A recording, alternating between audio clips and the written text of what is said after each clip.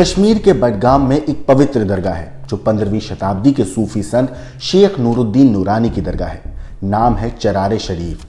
वैसे तो दूर दूर से अकीदतमंद यहाँ दुआ मांगने आते हैं, अपनी मुरादों के लिए हाजिरी लगाते हैं और कहा जाता है कि बिछड़े हुए लोगों के लिए दुआ मांगी जाए यहाँ पर तो जल्दी मिल जाते हैं। लेकिन साल 1995 में गर्मी के मौसम में इस पाक जगह कुछ ऐसा हुआ जिसके बाद सर्दियों तक यहाँ लोगों की चीखें कैद हो गई थी, क्योंकि एक पाक जगह को मासूमों के खून से लाल किया गया था। नमस्कार, मेरा नाम है मोहम्मद आसिम और आप देख रहे हैं क्राइम तक। 90 के दशक की बात है। अखबारों में चरार शरीफ की जले हुए सामान, खंडर हो चुके घरों की तस्वीरें छपी थी। सब कुछ उजड़ गया था और ये सब किया था हारून खान उर्फ मस्त गुल ने, जो अफगानिस्तान से ताल्लुक रखने वाला दहशतगर्द था और जो पाकिस्तान से आया था। असल में 15वीं शताब्दी के सूफी संत शेख नूरुद्दीन नूरानी की दरगाह में आतंकियों ने शरण ली थी और कहा जाता है इन्हीं का सरगना था मस्त गुल। 12 नवंबर 1994 को उसका करीबी शाहिद लतीफ़ गिरफ्तार हुआ था, लेकिन पुलिस और एजेंसियों को भनक नहीं लगी थी। उनको अंदाज़ा भी नहीं लग रहा था कि आतंकी किसी बड़ी साजिश को अंजाम देने में लगे हैं। वैसे तो ये जगह कश्मीर से करीब 18 किलोमीटर दूर है और सूफी संत शेख नूरुद्दीन नूरानी को अलमदार कश्मीर भी कहा जाता है।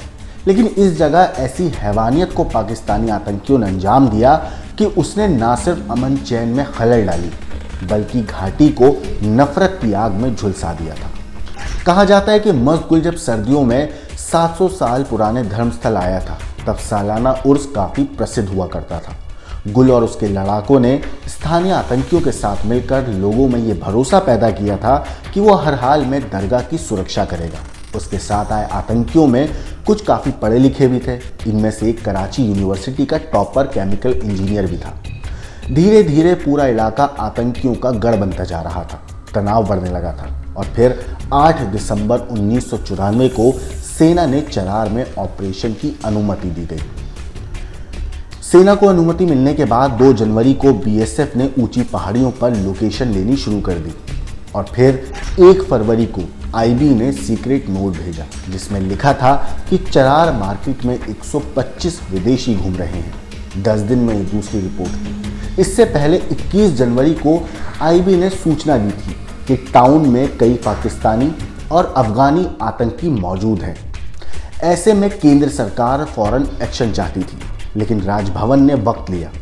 गवर्नर केवी कृष्ण राव ने बाद में पीएम नरसिम्हा राव को बताया था कि रिपब्लिक डे परेड की तैयारियां चल रही थी और श्रीनगर में व्यापक ऑपरेशन चल रहे थे जिसमें आतंकी परेड और कार्यक्रम को ना प्रभावित कर सके।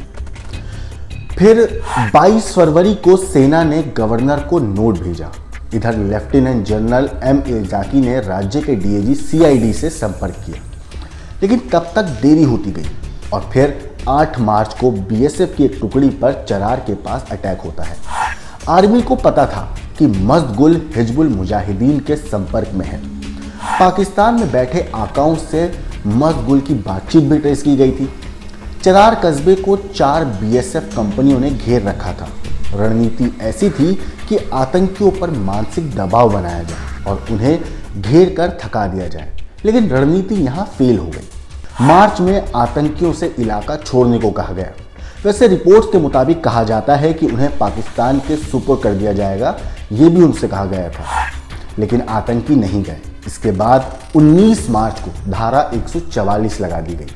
कस्बे में मीडिया और लोगों की एंट्री पर रोक लगा दी गई। मकसद था कि गुल की जो पब्लिसिटी है उसे रोका जा सके, मगर कहा जाता है कि एक आतंकी को सेना ने छोड़ भी दिया था जिससे वो गुल के साथ शांति की बात कर सके, लेकिन उसका शव अगले दिन सुबह को लटका हुआ मिला था। फिर 11 मई की शाम सुरक्षा बलों की घेराबंदी तोड़ने के लिए आतंकियों ने फायरिंग शुरू कर दी थी।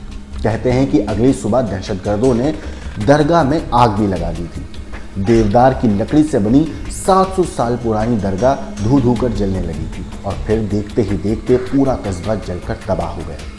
काफ़ी लोगों ने हालत बिगड़ने के बाद पहले ही दूसरे इलाकों में शरण ले ली थी, लेकिन सेना को आतंकियों के चुंगल से कस्बे को आज़ाद कराने में करीब 1 महीने का वक्त लगा।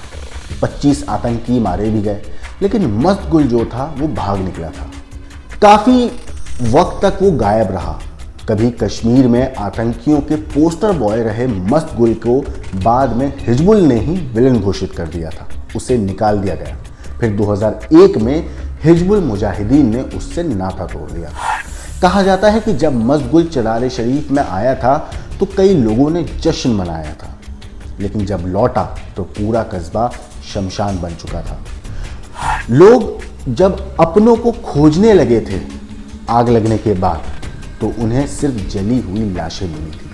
वो 1995 की गर्मी का मौसम था। तड़के सुबह दरगाह में आग लगी थी। आसपास जो घर थे वो ज़्यादातर लकड़ी के बने थे। ऐसे में आग धधकने लगी और फिर चारों तरफ ऊंची ऊंची आग की लपटें उठने लगी थी। अब ना तो आग बुझाने का टाइम मिल रहा था, ना जान बचाने का, क्योंकि एक तरफ तो आग धधक रही थी तो वहीं हैवान आतंकी दूसरी तरफ बेगुनाह लोगों पर गोलियां बरसा रहे थे। कई लोगों ने अपनों को इस हाल में खो दिया था।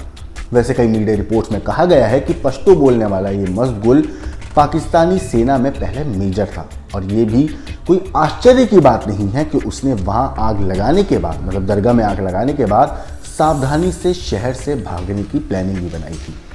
इस घटना में उसके 15 आतंकवादी कहते हैं जिंदा जला दिए गए थे।